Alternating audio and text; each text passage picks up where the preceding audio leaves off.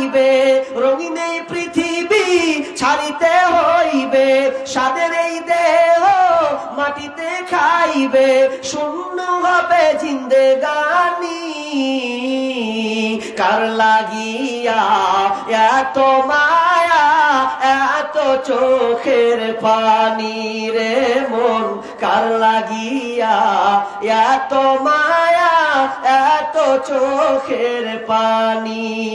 সন্ধ্যা হলে ডুবিবে বেলা, সঙ্গ হবে ভাবেরই মেলা।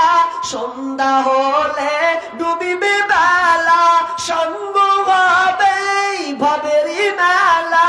কেউ বা দেবে আখেরি গোসল, কেউ বা দেবে আখেরি গোসল, কেউ বা আনবে আতর দানি। কার লাগিয়া এত মায়া, এত চোখের পানি রে মন, কার লাগিয়া এত মায়া, এত চোখের পানি। রঙিন এই পৃথিবী ছাড়িতে হইবে, স্বাদের এই দেহ মাটিতে খাইবে, শূন্য হবে জিন্দেগানি। কার লাগিয়া এত মায়া, এত চোখের পানি রে মন, কার লাগিয়া এত মায়া, এত চোখের পানি। মাশাআল্লাহ। আরেকজন ভাই দিয়েছেন 50 টাকা, আরেকজন দিয়েছেন 200 টাকা, রব্বুল আলামিন আরেকজন দিয়েছেন 300 টাকা। আল্লাহ যে উদ্দেশ্যে দিয়েছে আল্লাহ তুমি দানকে কবুল করে নাও, বালা মুসিবত দূর করে দাও, রুজগারে বরকত দিও, আমিন সুম্মা আমিন।